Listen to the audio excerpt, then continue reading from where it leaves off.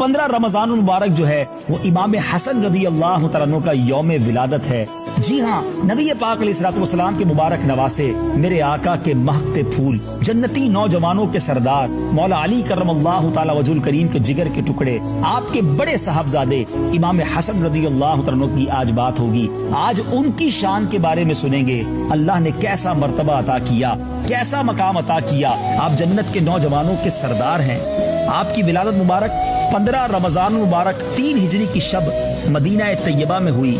प्यारे आका अलैहिस्सलाम ने 7वें रोज आपका अकीका किया, बाल जुदा किए गए और हुक्म दिया गया कि बालों के वजन के बराबर चांदी का सदका किया जाए। सुभान अल्लाह। आपका नाम इमामुल अंबिया सैयदुल अस्खिया सल्लल्लाहु तआला अलैहि वसल्लम ने रखा।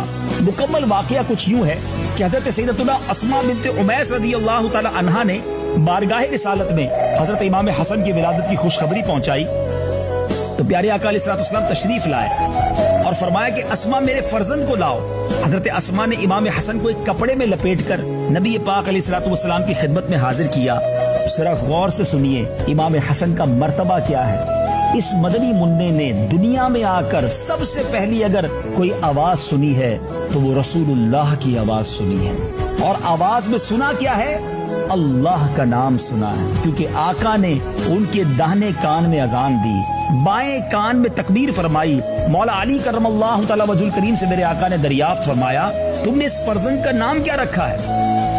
अर्ज की हुजूर मेरी क्या मजाल कि मैं बगैर इजाजत नाम रखने में सबकत करता, लेकिन अब जो आपने दरियाफ्त फरमाया है तो मेरा ख्याल है कि हर्ब नाम रखा जाए। बाकी प्यारे आका अलैहिस्सलाम आप मुख्तार हैं, आप जो फरमाएं। नबी पाक अलैहिस्सलाम ने उनका नाम हसन रखा।